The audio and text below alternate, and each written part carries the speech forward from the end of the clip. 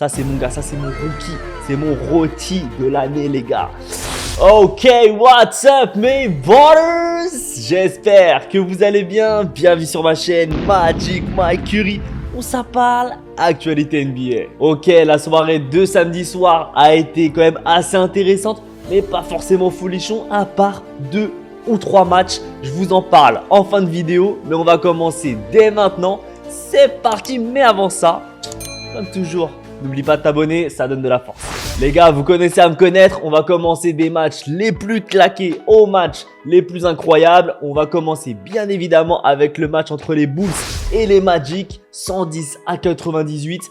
C'était pas un match incroyable, on n'a pas été époustouflé par la prestation. Pourquoi? Alors, déjà, franchement, on a eu un très bon Josh Giddey, 21 points et 8 rebonds. Franchement, il commence à être progressivement, j'allais dire, le nouveau franchise player des Chicago Bulls, même si on n'a pas forcément. Pour moi, c'était un peu Vucevic. Maintenant, c'est plus l'équipe de Giddey. Ils vont créer autour de lui. Donc, franchement, c'était très beau. Jalen Smith, 16 points. Et justement, Dosunmu et Vucevic, 15 points chacun. Bonne équipe. Franchement, ce qui a permis la victoire de Chicago, c'est clairement à la fois le starting five, mais surtout le banc. Un banc franchement solide, un banc qui permet une belle rotation. Et justement, ça a permis aussi une grosse dynamique où les Chicago Bulls, ils sont jamais du coup baissés en régime. Et c'est ce qui a permis justement la victoire, notamment des Bulls. Ce qui a aussi permis la victoire des Bulls, c'est la difficulté qu'avaient les Orlando Magic à justement performer. Et principalement à performer à l'extérieur, au niveau des 3 points. Franchement, c'est catastrophique. Paolo Banchero, le leader des Magic, en est la preuve vivante. Alors, il a fait 24 points, 10 rebonds. Sur le papier, c'est pas mal. Mais il a fait 7 sur 21 au tir. 7 sur 21, un tir sur 3. On est sur quasiment 30% de réussite sur un tir. Franchement, c'est pas fou. C'est vraiment pas fou, surtout pour lui. Surtout pour ce qu'il doit donner en termes d'énergie pour son équipe. C'est le leader. C'est comme si Stephen Curry, il donnait pas le pas. Non, franchement, c'est pas dingue. Anthony Black, 19 points. Franz Wagner, 17. Globalement, c'est bien, mais c'est pas assez pour gagner. Il y a quelque chose qui va pas chez les Orlando Magic. C'est bizarre. Paolo Banchero, on le connaît. On s'attend à mieux de lui. Donc, à voir. On va voir par la suite. Mais en tout cas, c'est pas fou. On part sur le match entre les Pacers et les Grizzlies, 103-128 pour les Grizzlies. Les gars, ça a été un match intéressant, pas forcément fou, mais en tout cas, je suis obligé de donner mes félicitations au rookie des Grizzlies, Cedric Howard. 27 points, dont 22 dans la seconde mi-temps. Je sais pas ce qui se passe avec les rookies de cette année, avec VJ Edgepont qui a fait un match de fou, 34 points le match d'avant. Là maintenant, c'est le rookie des Grizzlies, 27 points. C'est prometteur les gars, c'est prometteur. Ce cru 2025-2026 est très prometteur. Donc franchement, bravo à lui. C'est lui qui a insufflé justement cette nouvelle énergie à la seconde mi-temps. Même si, on va pas se le cacher, c'était un peu plus facile, il avait moins la pression. Il y avait un écart incroyable dès la première mi-temps. Je pense que Indiana, malheureusement, a tout donné lors du match, justement, face à OKC, lors de leur premier match. Pour eux, c'était un qui tout double. Ils ont tout donné, ils ont tout lâché. Et là, soit ils étaient un peu frustrés du match contre OKC, ou soit, justement, ils ont déjà plus de batterie. Mais ça me surprend pas trop, même si Memphis, pour moi, c'est pas une équipe incroyable cette année. Donc, je pensais que ça allait être un peu plus serré. Mais en tout cas, bravo à Memphis et surtout bravo à Cedric Howard. Ça y est, on commence sur des matchs un tout petit peu meilleurs. Thunder Hawks, 117-100 pour les Thunders. Franchement, il n'y a pas forcément trop de surprises. Les Hawks sont un peu plus diminués. Ils sont en plein changement d'équipe. Avec les nouveaux joueurs type Porzingis qui vient d'arriver. Donc l'alchimie n'est pas encore là. Ils sont en train de se créer. Mais en tout cas, l'équipe est bonne globalement. Mais les Thunders, clairement, pour moi, je pensais que ça allait être un chouïa plus serré. Pourquoi? Parce que les Thunder, mine de rien, leurs 2 derniers matchs, ils ont fait 2 OT par match. Tu voyais que Shai, il était esquinté. Donc je me suis dit, là, ce match-là, ça allait être un match de roulement. Un match où ils allaient faire tourner au maximum l'effectif. au final, franchement, Chet Holmgren, 31 points, 11 rebonds, 8 sur 12 et 6 sur 8 aux 3 points. Il a été précis, efficace. C'est bien, la régularité chez OKC, on peut pas leur dire qu'ils l'ont pas parce qu'ils sont ultra réguliers, disciplinés, même si c'est des jeunes joueurs. Shai, pareil, 30 points, 17 sur le troisième quart-temps. Il est là dans les moments cruciaux. Il était là au début en mode bon, je laisse. Je crois qu'il a fait 4 points sur le premier quart-temps.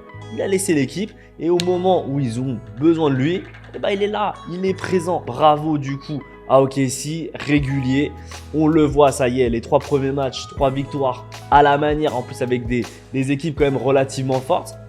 Et bah pour moi, je pense que là, cette saison, elle va encore être favorable pour OKC. Alors je dis pas qu'ils vont avoir la bague, mais en tout cas, ils vont aller très loin au niveau des playoffs. On part franchement sur un beau match. J'aurais jamais misé là-dessus.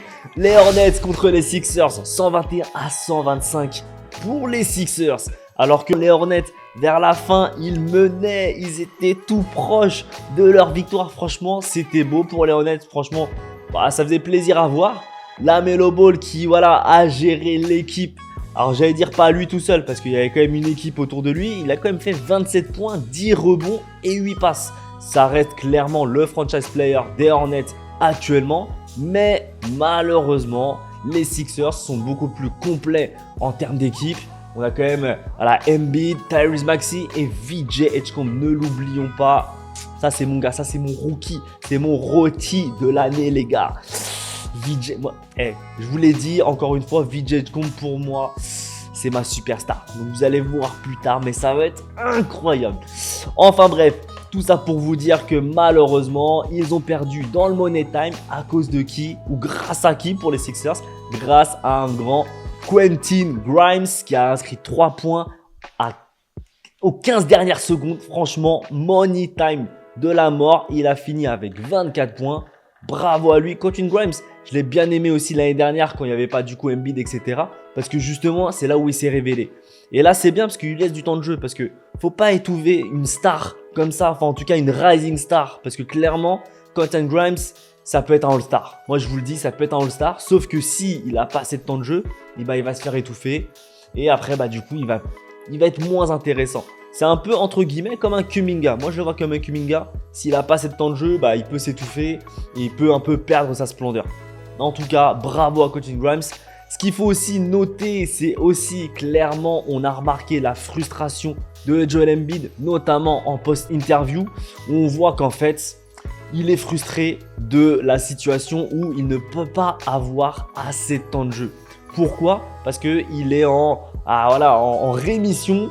Il doit récupérer de sa blessure, donc c'est assez compliqué et clairement, les Sixers ne veulent pas risquer de le faire blesser à nouveau et avoir une fin de saison pour Joel Embiid.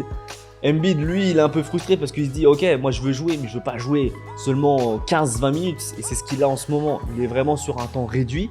Et malheureusement, il est frustré parce que du coup, il a encore du jus, mais il peut pas parce qu'il faut pas trop le brusquer. On va y aller petit à petit. Donc, c'est bien, franchement, il a fait, il a fini avec 20 points. Donc, c'est beau quand même, c'est quand même intéressant pour un temps de jeu aussi minime. Donc, c'est-à-dire qu'il aurait pu faire 30 ou plus s'il aurait eu un temps de jeu beaucoup plus important. On va voir ce que ça va donner. On va voir comment Joel Embiid va supporter cette frustration. Mais en tout cas, bravo aux Sixers. Et maintenant, on part sur le clou du spectacle. Suns Nuggets. C'était du poulet.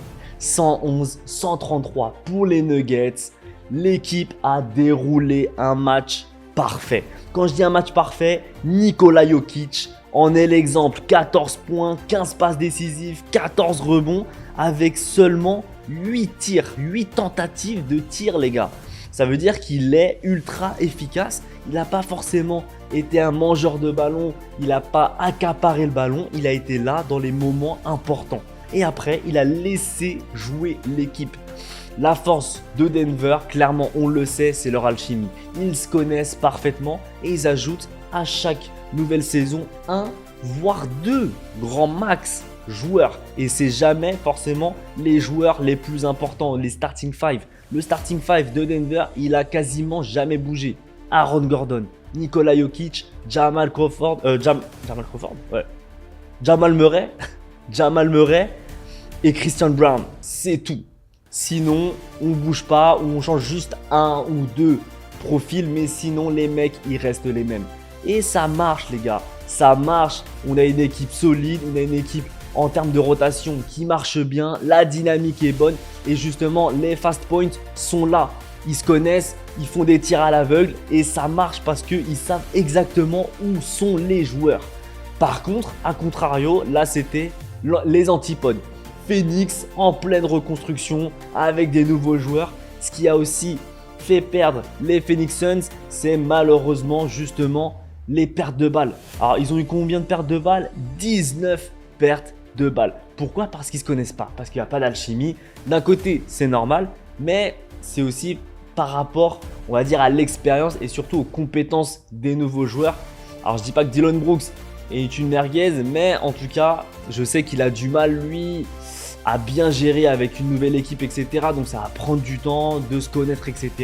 Et c'est un peu un dirty player. Leur autre point faible, c'est les fautes. 29, ils ont fait 29 fautes sur ce match-là. C'est beaucoup trop. C'est-à-dire qu'ils font un taf de merde et en plus, ils font des pertes de balles. Donc franchement, c'est pas trop ça. On va voir ce que ça va donner. J'espère que les Suns, potentiellement, ils peuvent revenir. Pour moi, cette saison, c'est une année blanche pour les Suns. C'est une année de reconstruction.